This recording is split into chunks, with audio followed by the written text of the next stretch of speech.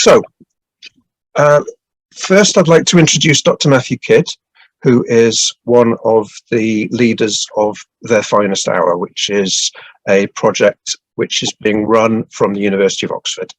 And with Matthew and myself, there is Maggie Sims, who many of you may already know, as she is the Research and Shared Learning Projects Coordinator, and also Susie Berry, who is a trustee for the u3a Southeast region. And I'm Ali Edwards. I'm recently become a trust volunteer, and only a couple of years ago I joined u3a Evesham and District. Before that, I was working on the projects which Matthew is running for about 15 years at the University of Oxford, and unfortunately had to stop because of ill health, and found the u3a after I retired. So I'm going to play the next slide, which has some audio on it, and that will help us all understand if we can all hear the technology.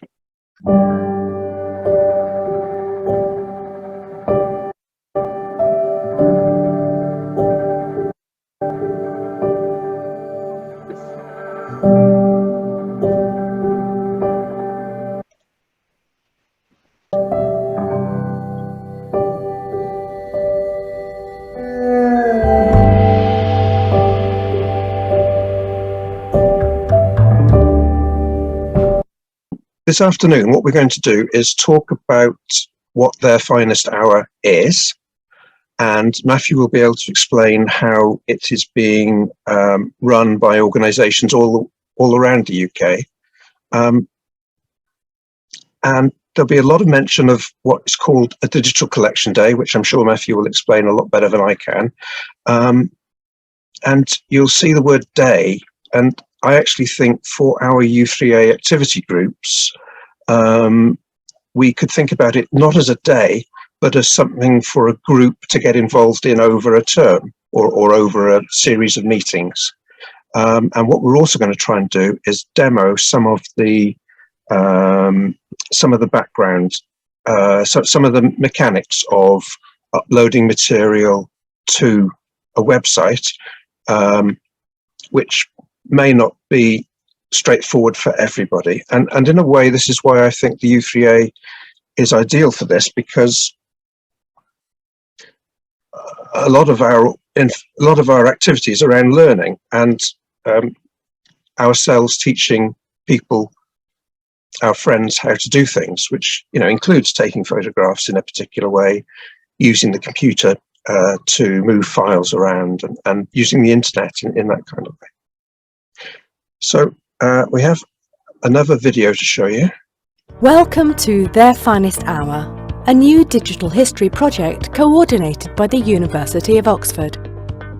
Our mission is to document the human story of the Second World War by recording personal histories and objects. Although most eyewitnesses of the conflict have sadly departed, we can still gather their stories and personal effects from their descendants to preserve them for future generations.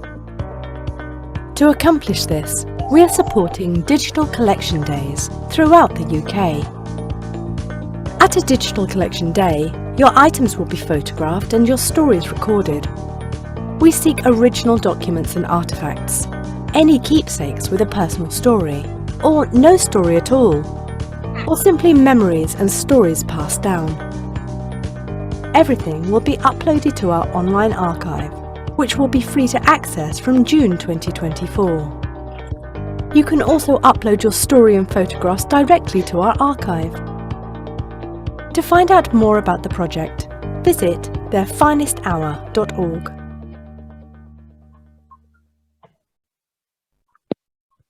So I'm going to pass over to Matthew now. Hello, everyone. Yeah, thank you, Ali. So that video sums it up very neatly. That's why we put it together, because there's a lot of information, as you can tell. But I think I'll just speak to a few things you would have seen in that video. So I think the overall aim of this project is that many of us, including myself, have Second World War stories and objects that have been passed down to us from our parents, grandparents, uncles, aunts, relatives, you name it. For example, that rupee you saw right at the beginning, that was something that somebody submitted to us in our archive, and it's something that has been passed on to them by their father, and they obviously treasure it. The problem is with artifacts and objects and whatever you want to call them like that, these aren't in archives, these aren't in museums, these aren't nice and secure and safe. Unfortunately, when people move, when people pass on, these things are a great risk of being lost to history. So the whole point of this project is to think about ways, how do we actually preserve these in some forms and take them not necessarily away from people, we're not taking the objects off of people, but let's preserve them in some way digitally. So my granddad, for example, he was involved in D-Day, and one of the LST, the ships that went over. And I know all this because he told me when I was a boy.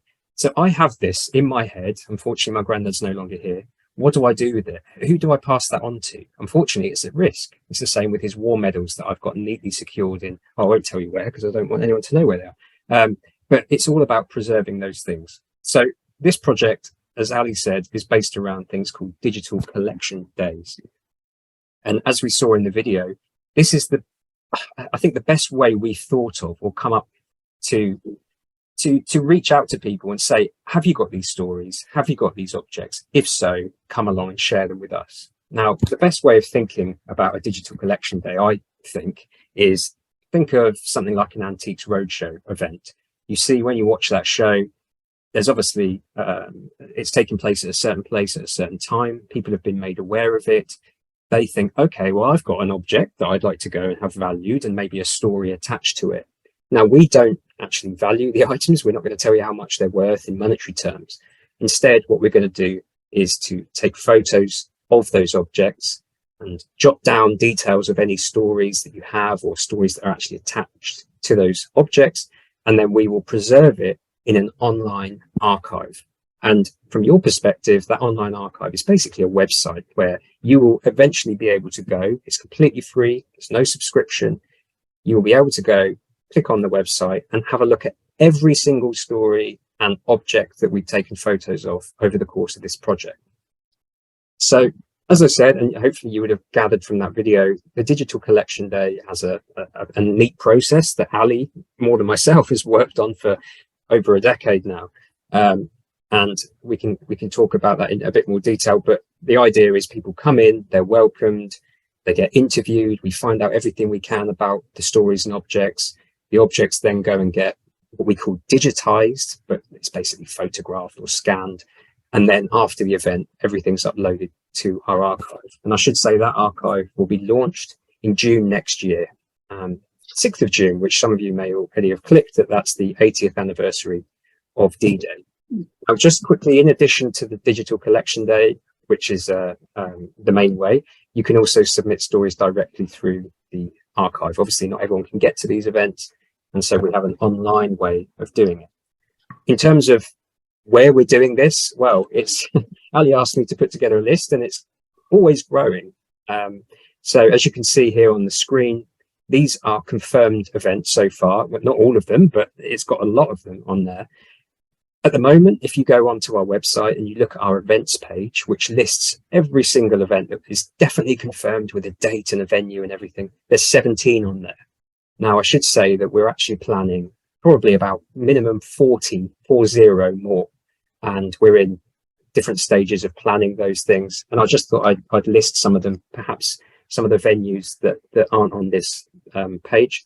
So we're talking about libraries, museums, schools, universities, a castle. So Dover is Dover Castle, Sikh temples, mosques, one cathedral I managed to confirm on Thursday, Coventry Cathedral, which if anyone knows their Second World War history will know was completely bombed. And there's a famous picture of Churchill walking through the ruins.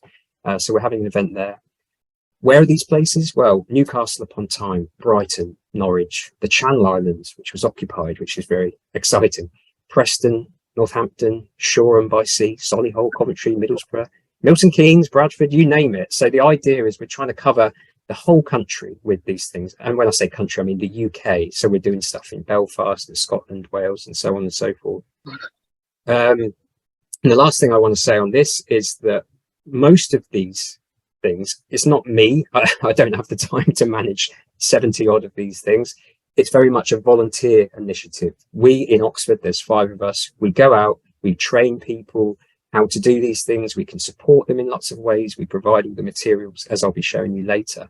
But very much the initiative comes from people like yourselves who are on the ground thinking, you know what, in my town, village, community, it would be great if we ran one of these events. And I did say that was my final point, but I have one more final point, which is we're also working in collaboration with what you might call maybe larger heritage centres or museums, places like the National Archives at Kew, the Museum of Liverpool, the National Library of Scotland, Bletchley Park. I think there's someone from around Aylesbury on the call, so Bletchley Park have just said that they want to do one. So there's not just these small local events in libraries, churches and places, but actually in the big museums as well. So as you can tell, I'm very excited about this. We've got a lot more than we thought. So it's a real nationwide campaign now. I think you're ready to click on Ali, if you'd like. Yeah, thank you. So what's it like to actually volunteer at one of these? For example, at the bottom of this list, there is Abingdon. I know that Abingdon isn't confirmed in Matthew's plans yet, but I mentioned that a Thames Valley Network event for the u3a, that they were thinking of running one in Abingdon, and the u3a in Abingdon said, we'd love to be involved. So hopefully by u3a members being put in touch with the organizer, that that event can actually happen, be firmed up more. So what's it actually like to attend one of these as a volunteer? So I'm going to hand over to Maggie and to Susie to talk about their experiences. Thanks very much, Ali, and it's been fascinating to look at this so far. And Susie, I'm just going to cheekily remind you to unmute yourself, because that's what I always forget to do. So it seems a very long time ago now. It was a freezing cold day at the beginning of March when Susie and I went along to a collection day that had been organised at Oxford. And our idea had been we would hang around and watch and find out what was happening. But no, Ali had a different idea, didn't he, Susie? Because what happened? Yes, he certainly did. I came very much expecting just to see what the process was all about, because I happen to live near Oxford, and found myself with my friend Maggie at a table collecting wonderful pieces of memorabilia from different members of the public who came in. There was a huge organizational process going on behind the scenes, but they came in and talked to us. And this lady, for example, said, oh no, it's not my parents, I was there, I was born in the Middle East, and here is the little dog tag that I had to wear when we were evacuated to South Africa on the ship. And so, you know, there are first-hand experiences still around, are there not, Maggie? Absolutely. And it was almost as if they'd planned this for us. And I'm after Ali and Matthew about this, because the first person that came to us brought one thing. The second person that came to us is this lady that you can see, Juliet, and she brought several things.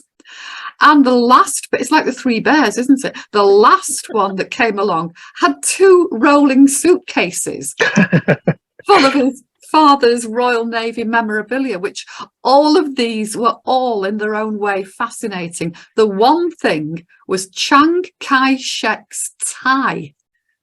Now, I mean, to me, Chiang Kai-shek is a name that used to appear in the news. I knew it was important, but wow, that was his actual tie, and the story behind how it was given to this gentleman's father was fascinating. And you can see the forms perhaps in front of us. We were recording information on the forms, and Ali and Matthew had also provided us with a sound recorder, which we tried our very best to fathom and probably made a right ricket of, quite frankly. I hope we didn't.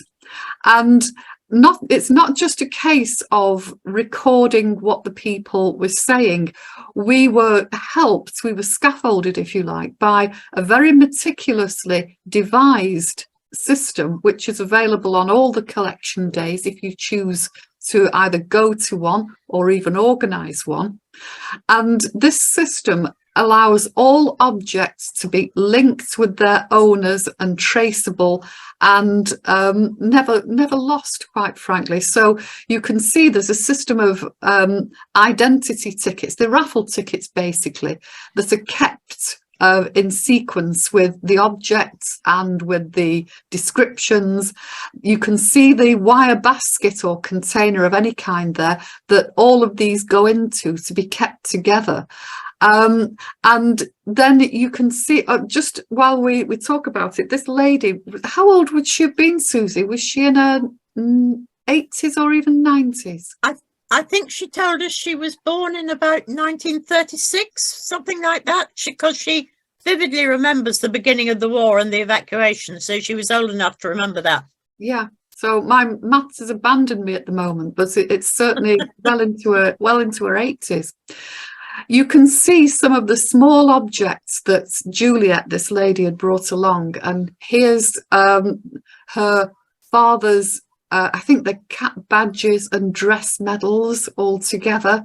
A wonderful collection of items. This is the photograph taken on the day, and there's her dog tag. Susie, do you want to talk about this? Well, it's tiny, it's deceptive here, but it is about the size of a thumbnail. It really is. And it's, as you see, it's got her name. She's a little girl at the time, and the name of her father, the military person to whom she was associated, if you like. And she had to wear that all the time on the troop ship, which she and her mother were put onto in order to evacuate them, I think from Jerusalem, if I remember rightly, Maggie, somewhere like that. That's right, yeah. Down to South Africa. Yeah. And she'd kept it all this time. It's a riveting little object, but, you know, she had so many different things, but that one was her own personal war memorabilia. Absolutely. And the A that you can see refers to her blood group. Oh, indeed. So BGA, blood group A. Yeah. So thank you. I think we've talked that one out, Ali. Thank you so much. So what members of the public can do, what u3a members can do, is go along to one of these collection days and talk to a volunteer there.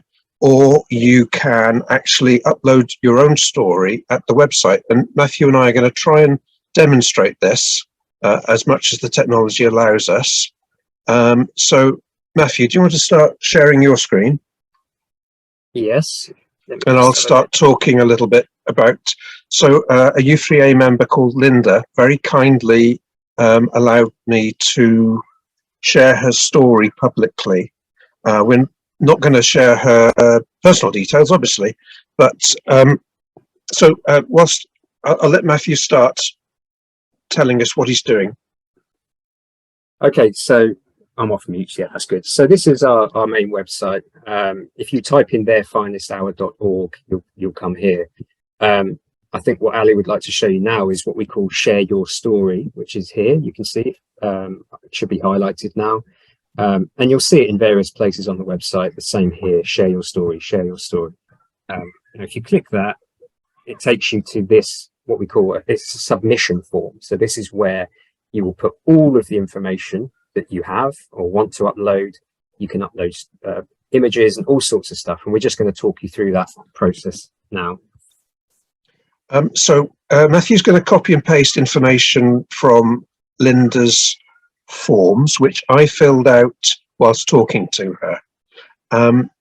And this process is sort of what happens during a digital collection day, but it's also what a u3a could do side by side. You know, one member who is more confident with the computer talking to somebody who has got a story to tell.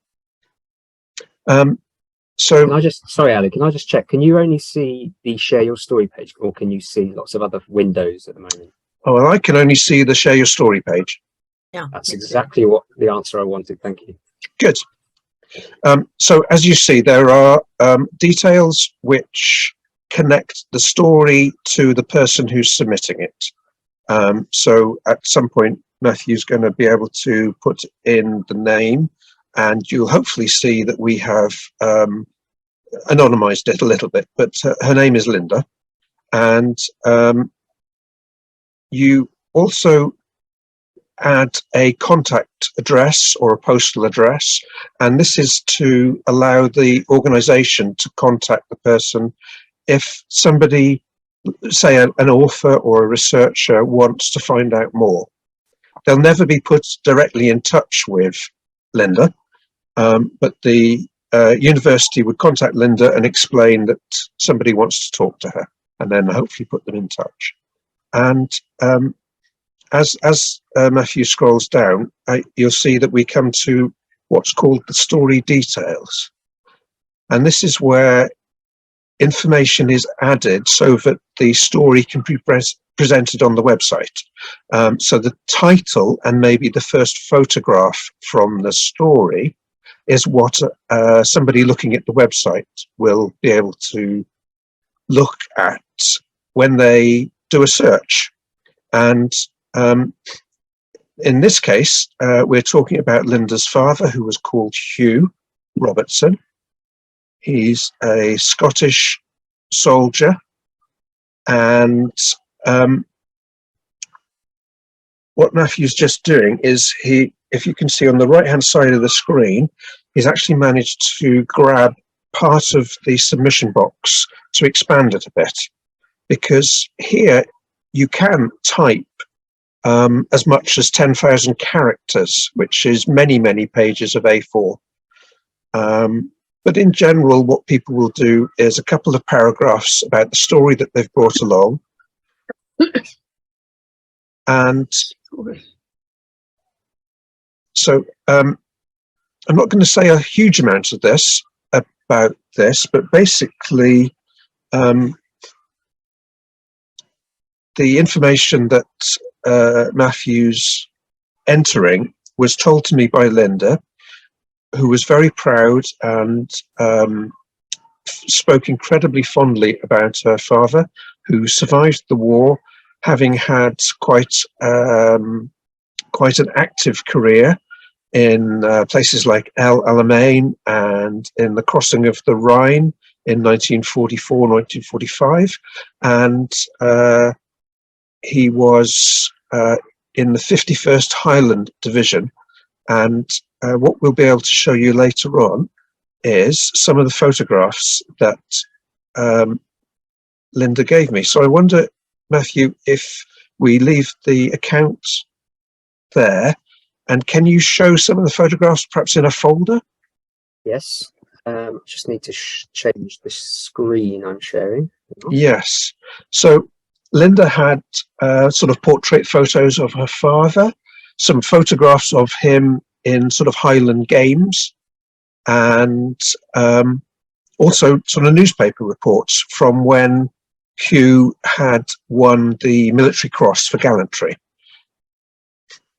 So this is him tossing the caber, but this is possibly in Germany, and you can see that actually this isn't a caber, this is a telegraph pole.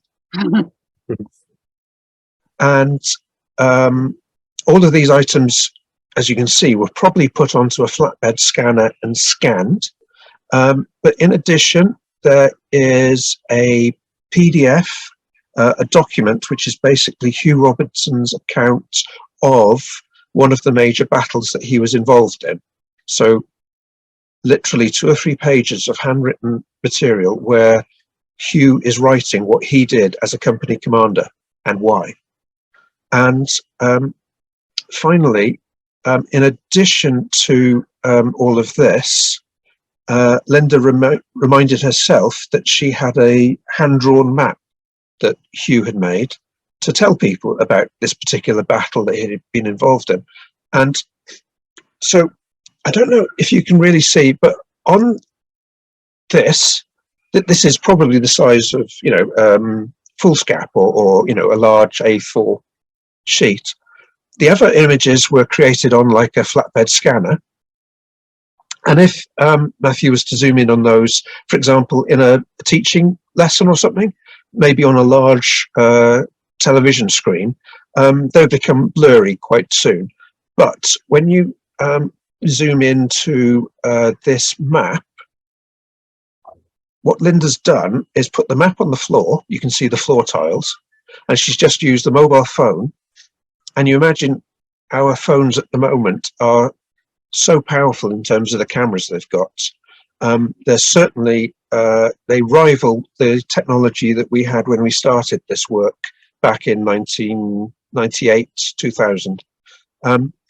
So, I mean, Matt is just zooming in on an image which Linda took with a phone standing above it on the sort of conservatory tiles. And it's not a perfect photograph at all, but it just shows you what you can do just with the sort of technology that most of us have in our pockets. And if we don't, then possibly our children are very familiar with taking photographs with their phones. What I wanted to just show, if Matthew can, is just how you attach those. I thought I was muted. So try and find you. So sorry, I thought I was. Yes, thank you. Thank you. Please don't apologise. We're only concerned because obviously if somebody talks over the presenter, then the presenter doesn't get heard.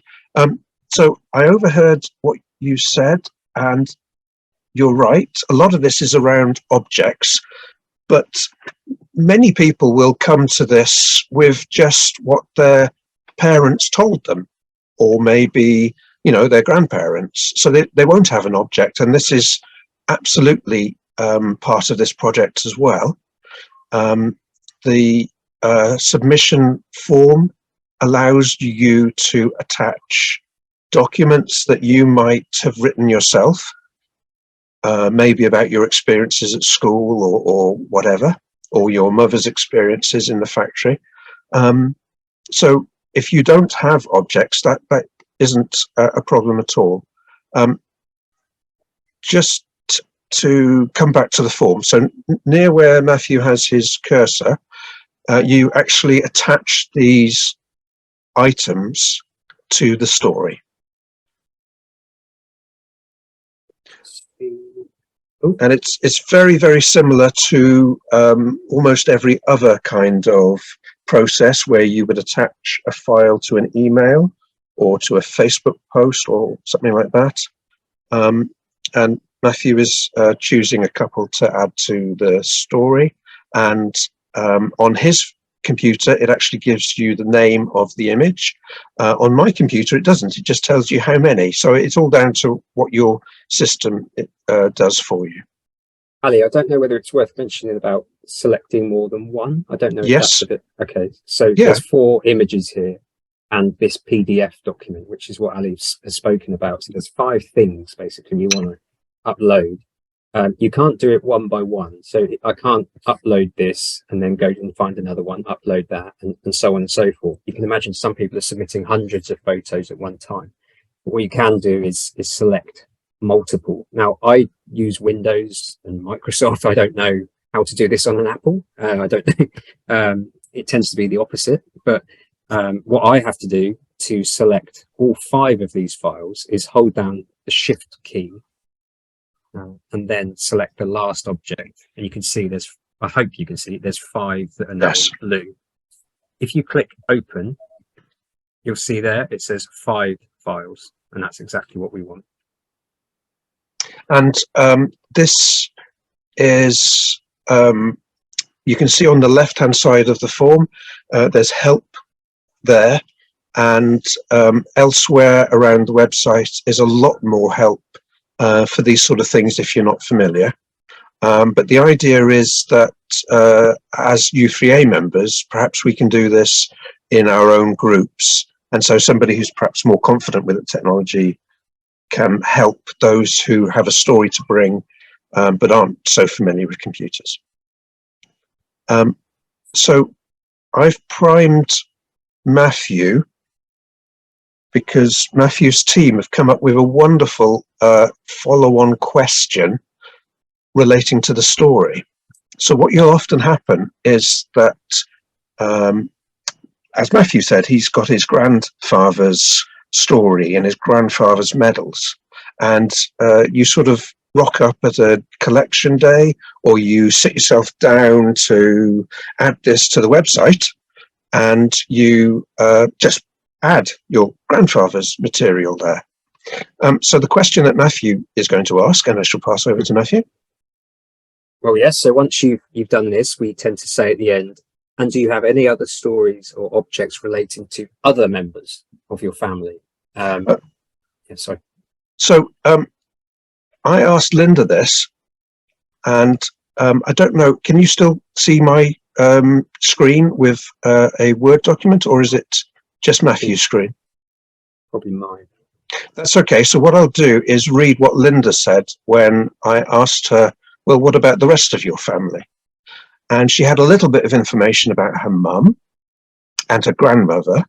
And this is what she said about her father-in-law. She says, my father-in-law was in the fire service because he was not fit enough to fight and was on duty the night of the Clydebank Blitz, which I later found out is March 1941. He was asked to go down into an Anderson shelter. If you remember, many of you may actually have been in them.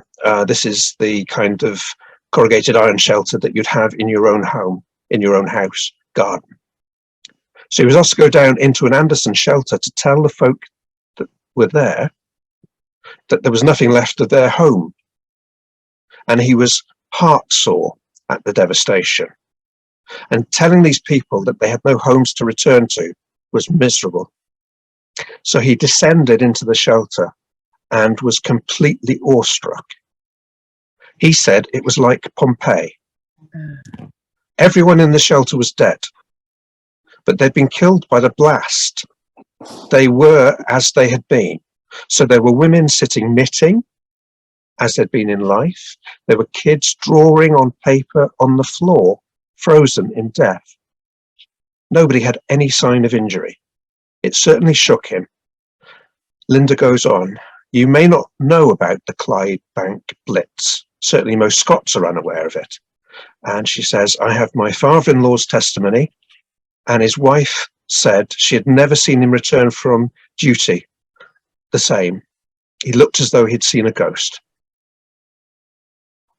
And it's the extra question which Matthew's team have come up with that prompted that. Otherwise, that sort of additional information may have been lost. Do you have a moment, Matthew, just to explain what follows in your form? Yeah, I just wanted to say that's a fascinating story, and it goes back to what we were saying earlier about that story. I assume has no objects linked to it. No. And we're not just interested in objects. I'd say the majority of what we do collect are stories without objects. And it's interesting that objects tend to be linked with something like him, Major Hugh Robertson, because I assume he was quite a high-ranking soldier, and he had medals and things. But like you say, the father-in-law, fireman, having to do all that, there wasn't necessarily a material thing that you got with that kind of service. So, but no, we're interested in every story, including that fascinating one. So yes, I mean, if you wanted to submit this now, we've populated all the fields and everything looks nice and tidy. We do ask some additional questions here. This is just something that you can answer. They're not mandatory, you don't have to, but we're just interested in what people think about what we're doing and think about maybe the war more generally, the wartime generation. And when we have those digital collection days, we also ask people these questions and we get some really interesting answers. For example, what 3 words come to mind when you think about the wartime generation? I'm sure we all have answers to that, and it's just useful for us as a project team to see that. And at the end of the project, we should hopefully have hundreds and hundreds of different kinds of responses, and it'll be really interesting for us. But you don't have to answer these questions. You can skip right down to the bottom. Now, before you click submit, you have to say that you accept the terms of service. A lot of people don't read these, but if you want to, you can. You can just click on that button and it will explain our terms. Because as you can imagine, this is quite personal information that you're sharing or someone's sharing. And we want to tell you everything we're going to do with this stuff, where it's going to be saved, who can see it, what those people can do with it. What happens, as you can imagine, the Second World War, there was a lot of controversial issues. And so we have to be quite careful of accepting certain things, particularly things like Nazi memorabilia. And so we've got some things in there saying, okay, if there's something that we don't feel entirely comfortable putting on the website with Oxford University slapped all over it, there are some information relating to that. But I won't necessarily go through this now with you. It's just useful to read if you are concerned about things like copyright, or maybe if you change your mind. Some people might put something up here and think, oh God, no, actually I shouldn't have shared that. I didn't want people to know that about my granddad. And so you can get in touch with us and we can take bits down. But anyway, we don't need to do that right now. This Zoom control bar at the top is stopping me from going back, which is a little bit, let me see if I can move it. Oh, there we go. So if you're happy with the terms of service, you just tick that little box, click. Now you can see here there is another tick box. I want to submit anonymously. Not everyone wants to put their name on the internet, as we rightly understand. That's fine, no problem. And so if you tick that box there and say I want to submit anonymously, even though the story and the photographs will go on our archive, and you'll be able to see that, there'll be nothing relating to you, your name, or any contact details. I should say, in general, even if you don't submit that, the email addresses, phone numbers, and your actual home address, none of that will be going online. And you can read all about that in the terms of service. So if you're ready and you're happy with everything, you can just click submit. We can do that now. And that, depending on how many photos and how big the photos are, it might not be instant. So we've got 5 photos here, and you should see this man here. He's very happy and he's saying, well done, it's all done. Thank you for your submission. And it just gives you a bit of an explanation here as to, okay, thank you for that. This is when the items are going on in the archive. You can get in touch with us if you have any questions. But that's pretty much it. Thank you, Matthew. So I'm just going to bring this back to the u3a for a moment, and I'll see if I can share screen. Right. So I'm going to stop you sharing, and I'm going to go back to the slideshow. I hope. Hey. So hopefully you can still see my PowerPoint, which includes the thumbs up van driver. So as I mentioned before, in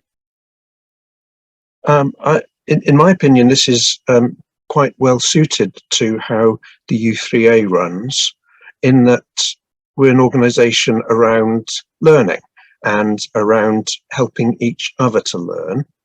And there's so many ways that we could get involved. There's obviously skills that could be shared around family history and local history, even military history. There are skills around storytelling and creative writing, in that what people come up with are maybe quite disjointed and very emotional memories, and it could be an exercise to try and put those so that they make sense and read well in the submission. There are so many opportunities to get people more confident in using cameras and moving files around their computers and seeing the internet as possibly a useful tool. And in terms of capturing these images, we've talked about, using your phone camera and, making an image that's good enough. But if you have a photography group, it could be quite a challenge to get very good photographs of some of these quite unusual objects. And if not the objects, then to take photographs of local pieces of interest, places of interest that relate to the war, or even to take portrait photography of your u3a members as they are now, alongside maybe a photograph. We were talking about Juliet, who was recounting memories from when she was about 5 or 6 years old. The idea is really just to make this activity your own, if you would like to, in your own groups, but also to spread the word about the collection days. And I wanted to tell you a little bit about what makes me think that this is possible. So the gentleman sat here, second from the right. His name is Julius, and he grew up in Germany and joined the German army. And his service, this is a photograph from the First World War, was one of the proudest times of his life. And he survived the war and had a family, and he kept his ceremonial helmet and a number of other artifacts, and returned from the war a proud German soldier. And he was actually Jewish, and although he thought that his proud service in the German army, and he reached the rank of sergeant, this would all keep him safe as Germany descended into the dictatorship with the Nazi powers and everything. He even would present himself at the police station with his medals and his documentation explaining how he had served. I think he received the Knight's Cross for bravery in the First World War. Even so, as a Jew, he was arrested for no other reason than his race, and actually imprisoned in Buchenwald concentration camp. His wife and his son made it out of the country with the help of, as you can see, the German Jewish Aid Committee, and they reached the UK, and they lobbied for Julius to be saved. Amazingly, this is a document dated June 1939, and Julius is being granted a visa to live in the UK, even though he was in Buchenwald concentration camp. So he makes it out of Germany just before war is declared. Now, this story was told to me when I was helping a charity called Age Exchange to do the work that Matthew's doing, but to do it around the First World War. And we ran collection days, and we got as many people through the door as we could, and we took hundreds and thousands of photographs every day. But Age Exchange ran this completely different. They would set appointments for their visitors, and they would have 6, maybe 8 people in one day maximum. And then the stories, they would contribute to our version of Their Finest Hour, so it would go into the database. But Age Exchange would use those as fuel for a range of arts activities that they held with elderly people right the way through to school children. It was very much around cross-generational drama and art. Now, the gentleman sat on the left with the cup of tea is Kurt. He is the son of Julius, and Kurt escaped to the UK in 1939 with his mum. And as I say, Age Exchange approached a digital collection day in a completely different manner. The elderly people, because in general the contributors were elderly, would walk through the door, and they'd immediately be sat down. There'd be a cup of tea presented. They would spend 20 minutes or so chatting with a volunteer about how their day was. You know, what was it like getting to the venue? Just putting them at their ease. And then they would very gently work through the story form. And it was Kurt's story about his father that was recorded on that day.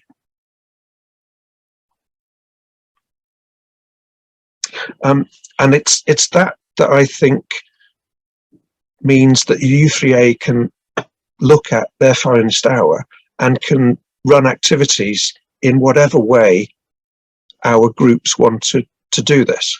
And what I'm going to do is hand back over to Matthew to show you what's available on the website. So I don't know if I need to stop sharing or if you can start straight away, Matthew. Yeah, that's fine. I can start straight away. I'll share my screen. Just while you're changing screens, just to let anybody know, if you do have any questions as things are going along, please do put them in the chat as they occur to you, so that when we come to the end of the presentation, I've got everything and I can just start asking Matthew and Ali and Maggie. Okay, thanks everybody. Okay, so yes, it's a good idea now just to show you. You've seen it earlier, the website, but I can go through it in a bit more detail now. So if on your web browser or wherever you get the internet, you just type in there, finestahour.org, which is quite an easy thing to remember, we think, it should take you to our website.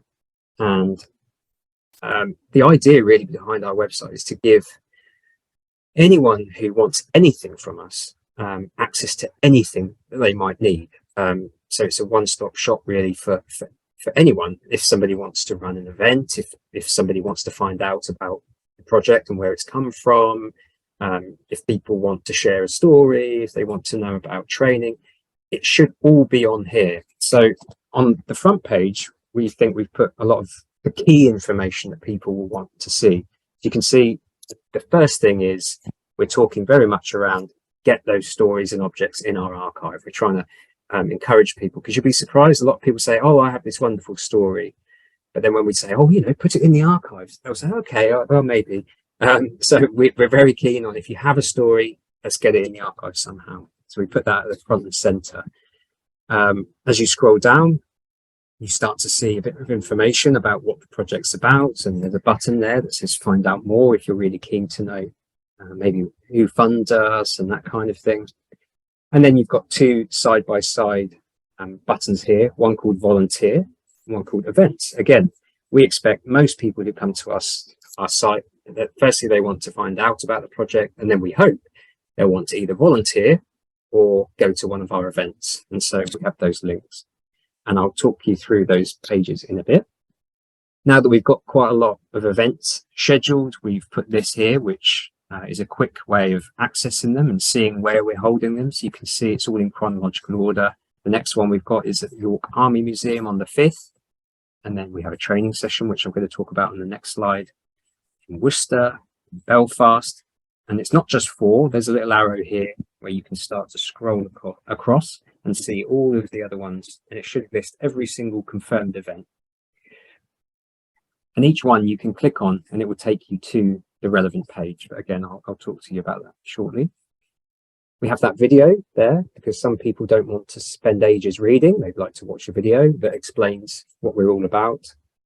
And then this big, what looks like a big collage, is anything that we put on our social media channels, Twitter, Facebook, and Instagram, will go here. So this will give you the most up-to-date information, something that maybe we tweeted yesterday, which is this picture here of Amy Johnson, who she served during the Second World War, but she was the first woman to fly solo to Australia. We put a message out about that yesterday, and there she is.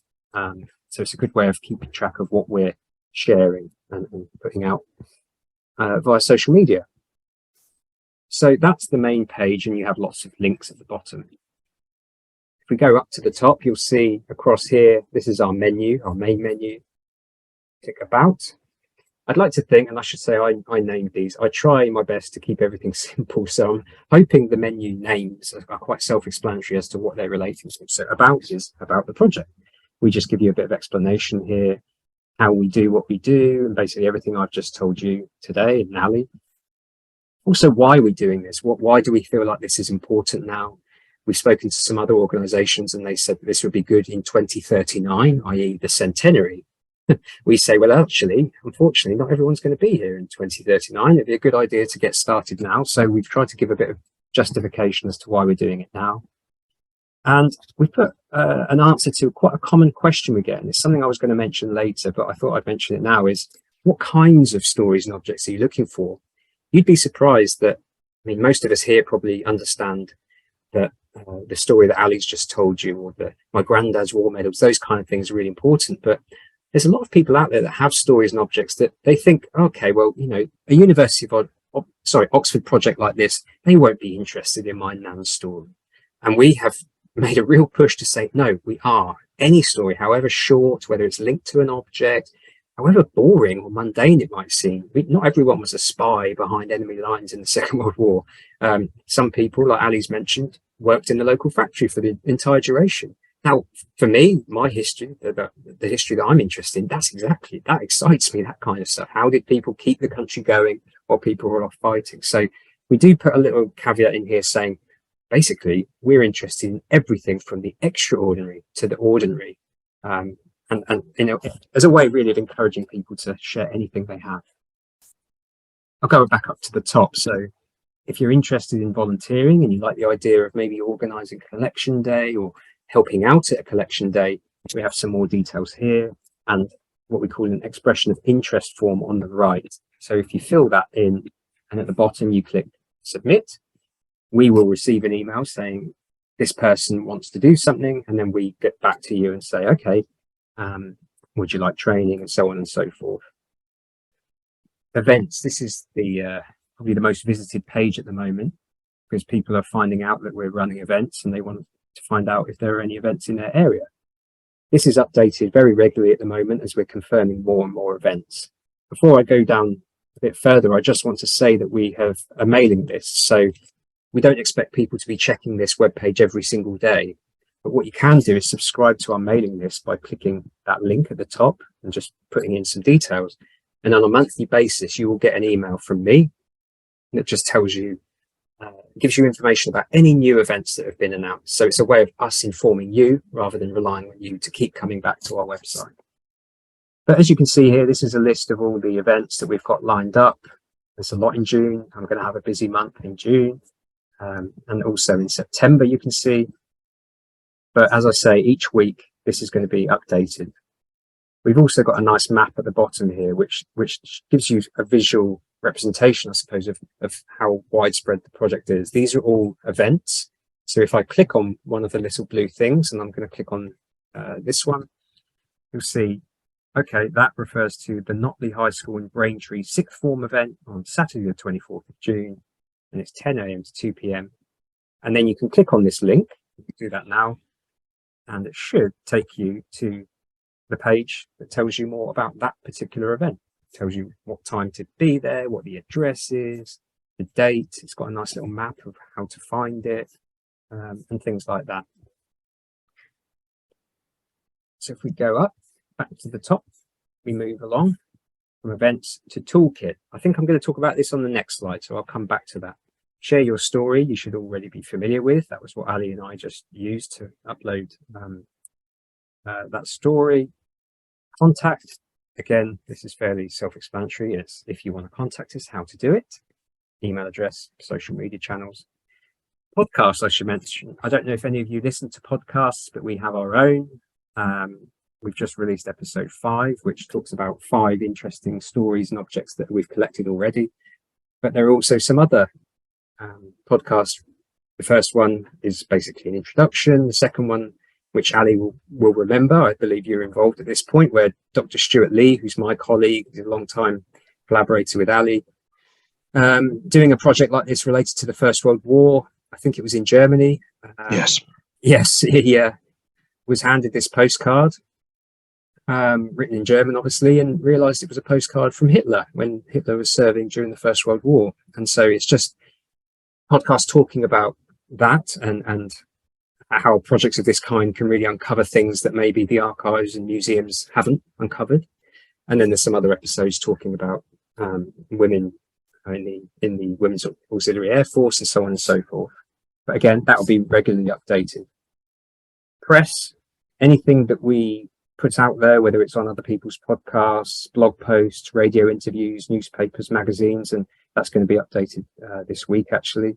We're going to have a feature in Who Do You Think You Are magazine, linked to the BBC TV programme. So anything that we do and put out there, we're going to put on here.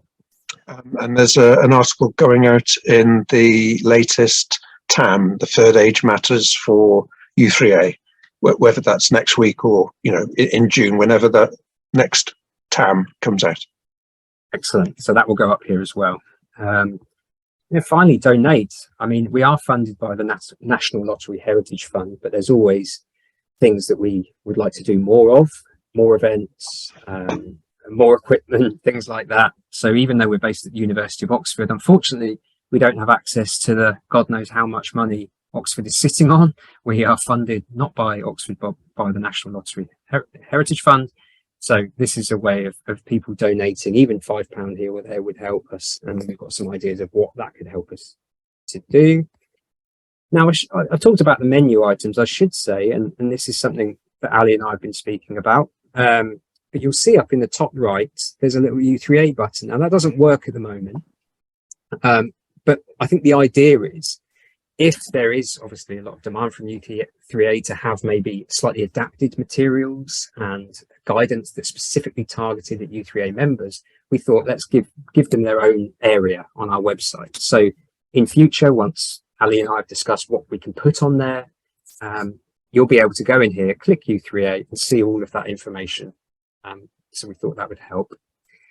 I think So, sorry, go for it, Ali.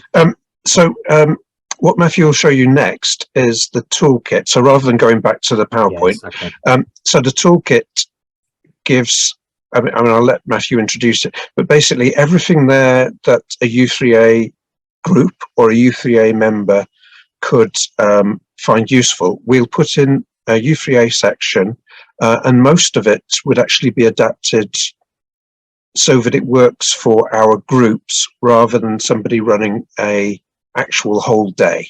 But I'll let Matthew explain what he's got there.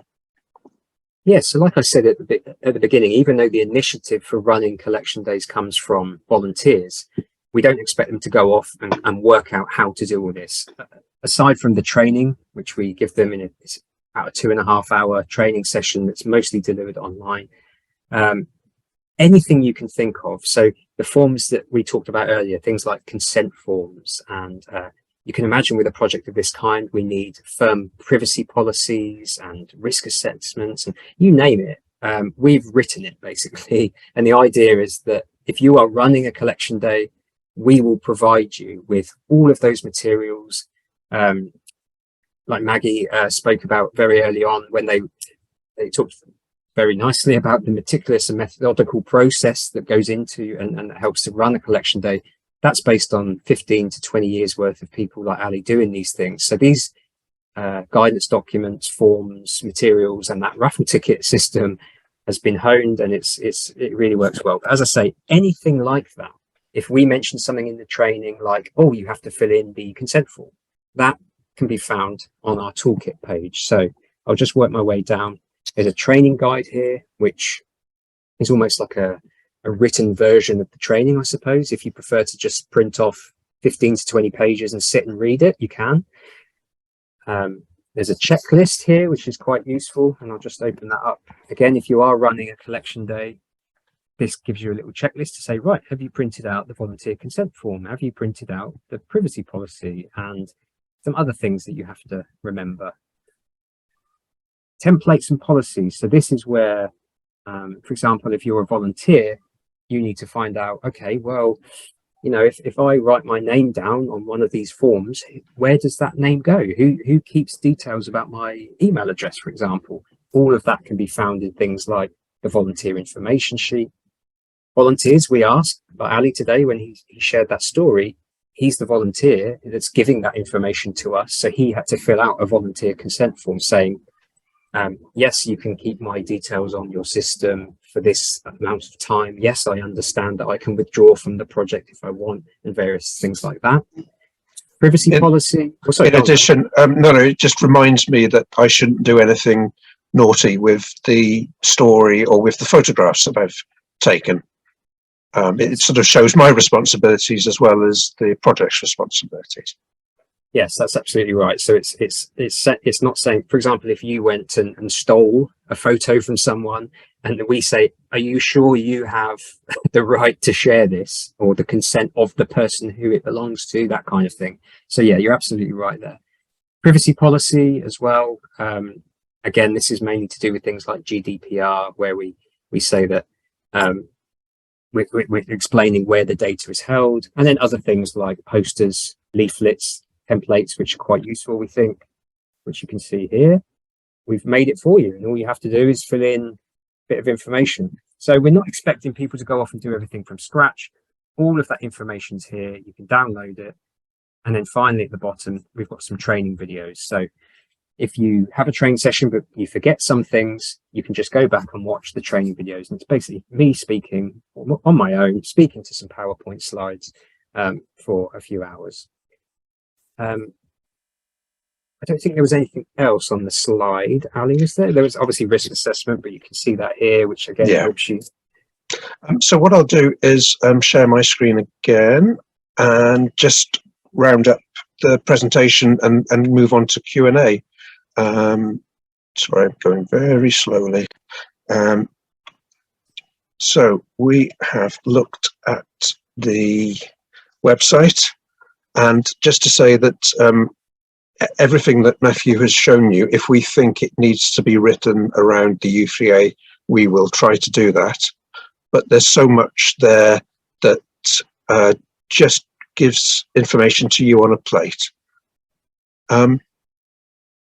As well as rewriting some of this, we have an email list, and I'll share the address for that. So many of you will have already joined this list, which we won't post to very frequently, but as information comes through relating to the u3a and their finest hour, we'll keep you updated.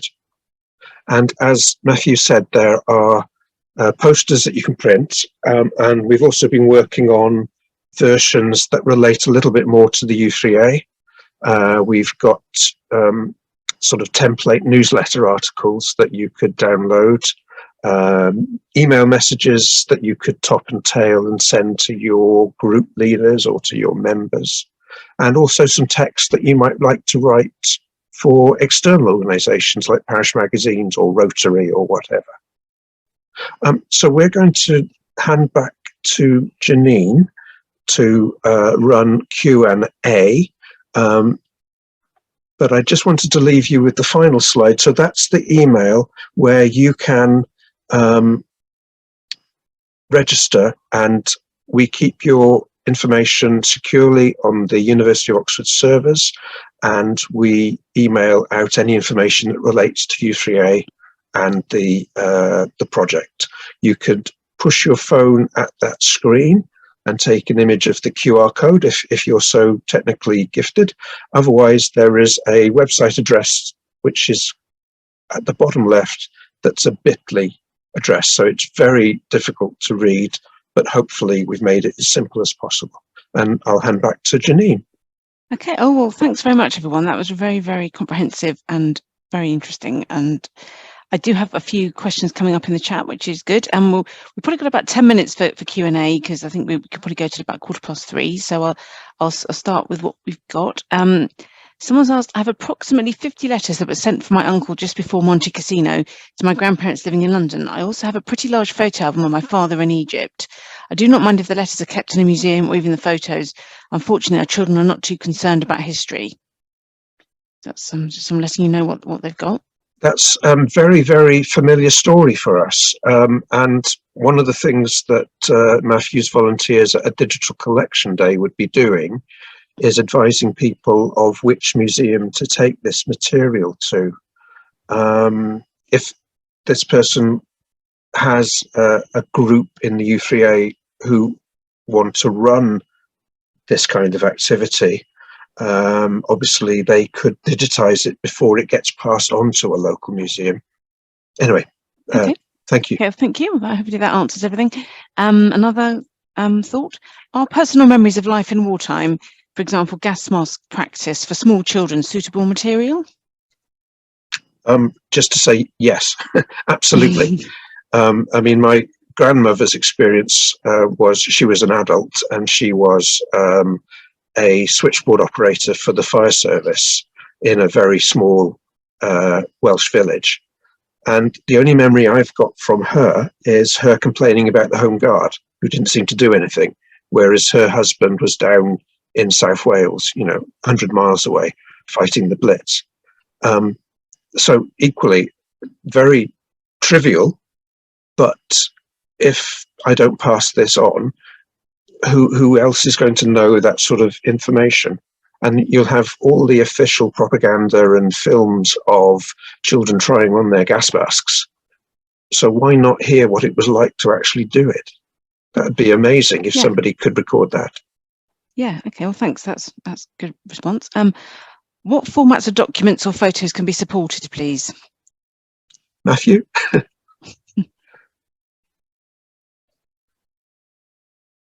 Whilst Matthew's cranking up the microphone, I'll say that almost all types are supported. The issue comes down to memory size. So I think something quite large, like 5 or 8 gigabytes, is the largest file that the database can handle.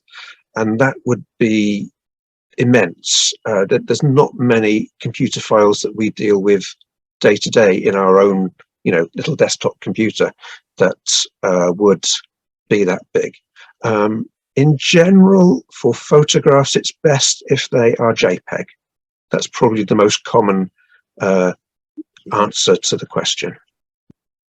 Okay, someone just asked us if we could point out that if you search Their Finest Hour on Facebook, you aren't the first suggestion of group, though you are on pages.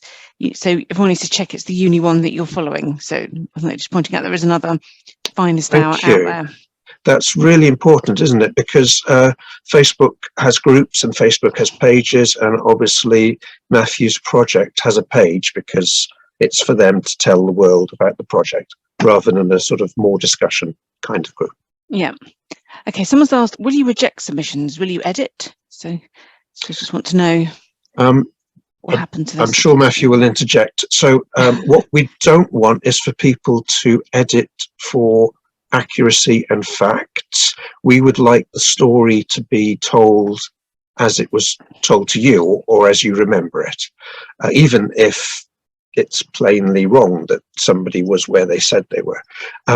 In terms of rejection of content, in previous things, we rejected maybe 2 items over like 100,000 submissions, and one of those was political.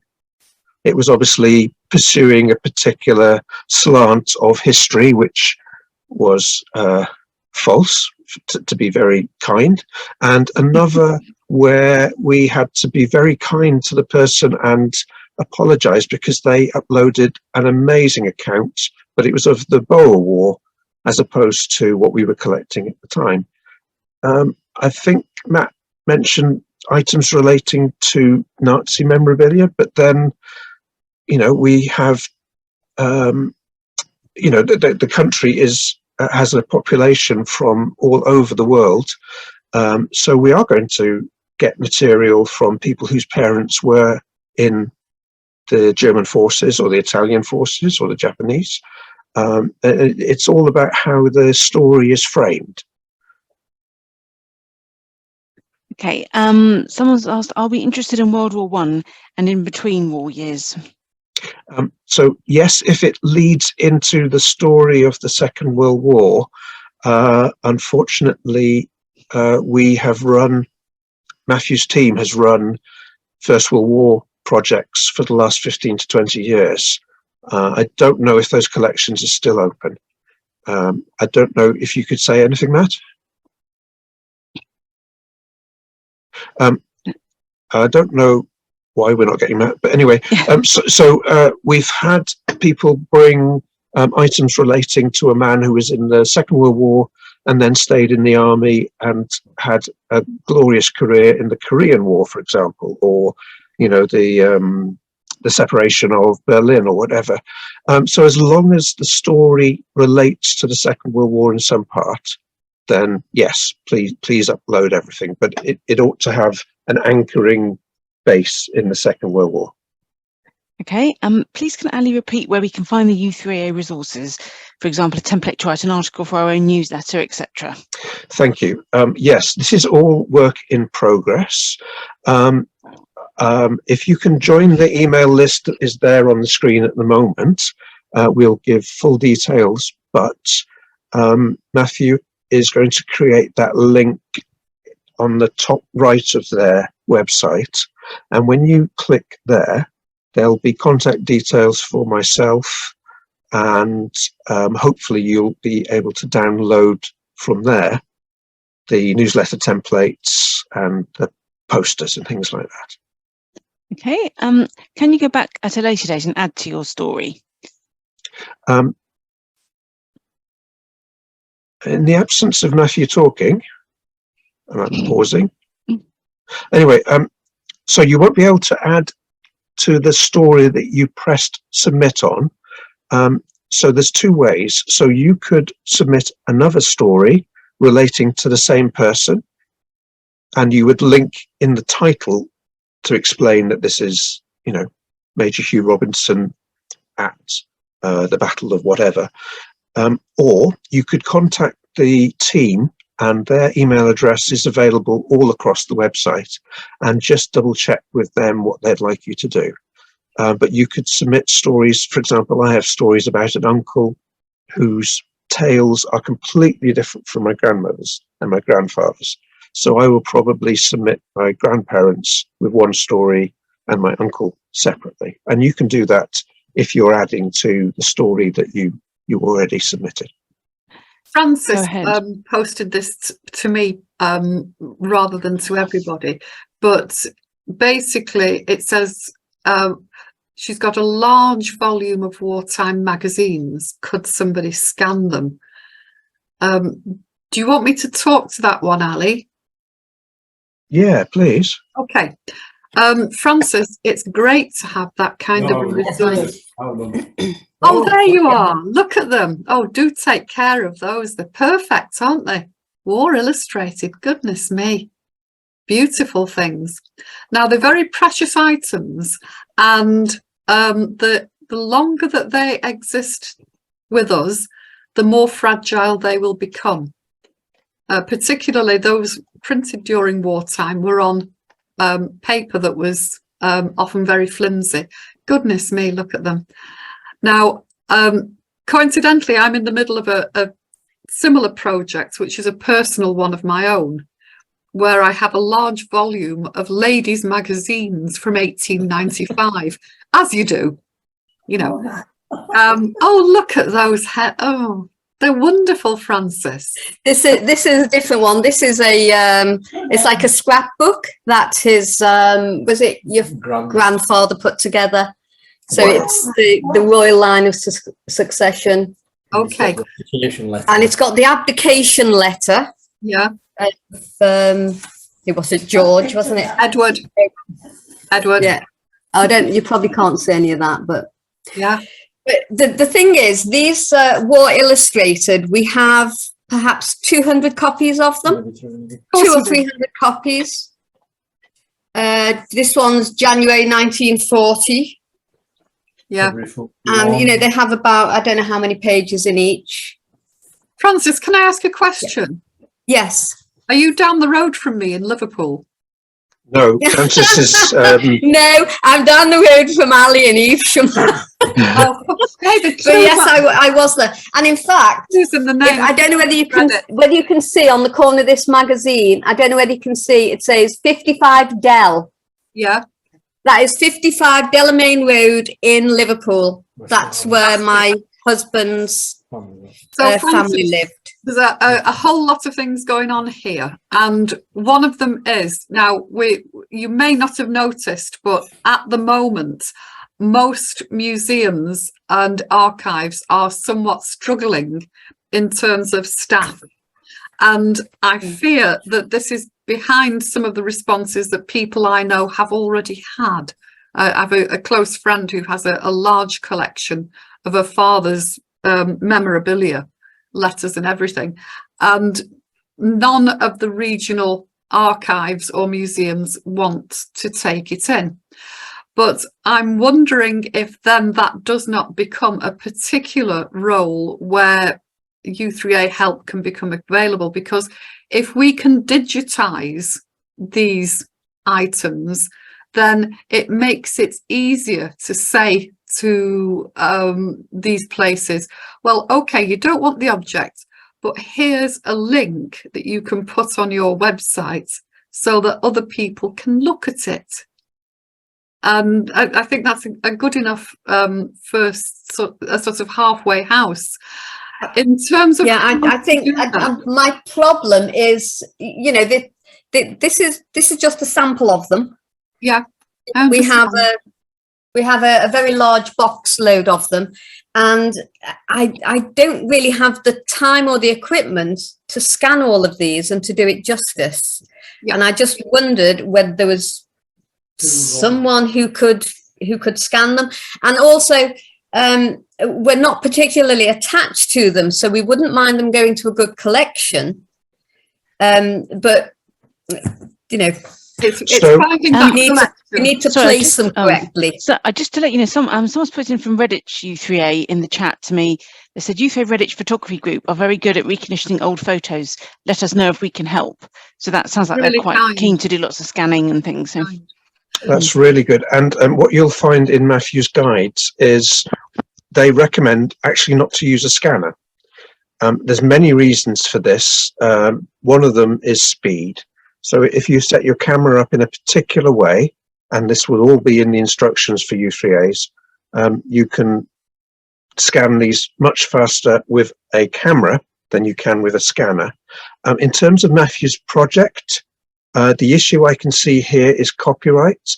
So it would be a case of double checking if it's okay for the project to en masse digitize these.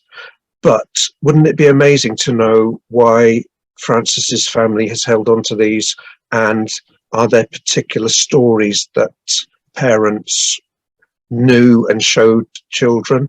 And things like the scrapbook would be amazing to scan intact, and deal differently with that as opposed to the magazines themselves.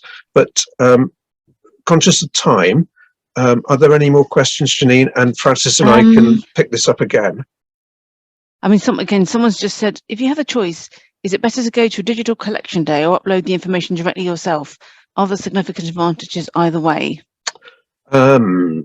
So if you take the material to a collection, for example, Francis's scrapbook, they would digitize the scrapbook there for you. They probably won't stand there and digitize the magazines. So I think that's one of the things you've got to keep in mind. Then it comes down to, Francis is mentioning the family lived in Liverpool. There's a digital collection day in Liverpool, but Francis lives in the Midlands. It may be of particular interest to the Liverpool crowd, but Francis has got to drive 150 miles or whatever it is to do that. Otherwise, she's got to drive to Leamington or Worcester. They're the ones that I can remember immediately that are very close to Evesham. And so it comes down to whether you could get to those places for a digital collection day, or are you competent enough with a website and uploading images yourself? And that's where we hope that the u3a. I'm being insulted. Insulted. You asking me that? It's okay. We both work on the website, so I'm teasing. He knows Francis. I am, but it's just the volume. It's the volume. Yeah. So anyway, the sort of I think the u3a activity could be around helping people who can't get to a digital collection day in a particular place because it's not close to them.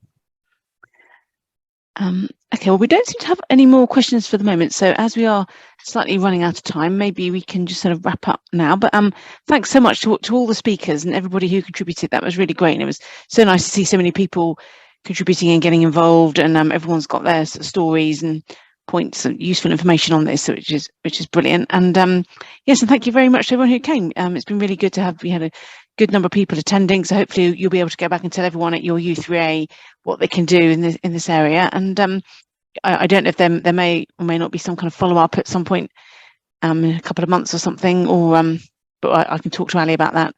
But yeah, so thanks everyone, and have a good rest of the day and a lovely weekend when it comes. Thank you everybody for taking the time and showing the interest in what Matthew's project is doing, and thank you to Maggie and Susie as well. I would say thank you to Matthew, but I'm not sure he's still.